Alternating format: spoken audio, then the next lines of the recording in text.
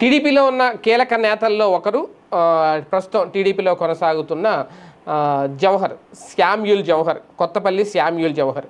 ఈయన ఒకప్పుడు కొవ్వూరు నియోజకవర్గం నుంచి బరిలోకి దిగారు, గెలిచారు. అప్పట్లో మంత్రిగా కూడా పనిచేశారు, ఎక్సైజ్ శాఖ మంత్రిగా కూడా పనిచేశారు.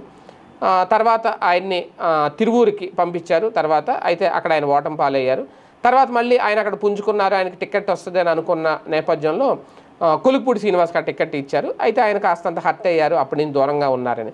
తర్వాత లేదు, ఆయనకి ఎమ్మెల్సీకి ఇచ్చే అవకాశం ఉంది, పైగా ఆయన ఎస్సీ కాబట్టి ఎమ్మెల్సీగా ఇచ్చే అవకాశం ఉందని కూడా ప్రచారం జరిగింది. కానీ ఆయనకి ఎమ్మెల్సీ పదవి అయితే దక్కలేదు.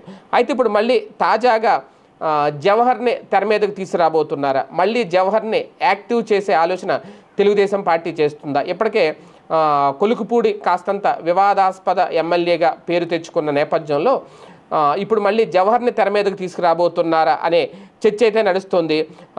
తాజాగా ఇప్పుడు మొన్న దేవినేని కుమారుడి ఫంక్షన్లో జవహర్తో చంద్రబాబు గారు చర్చించారట.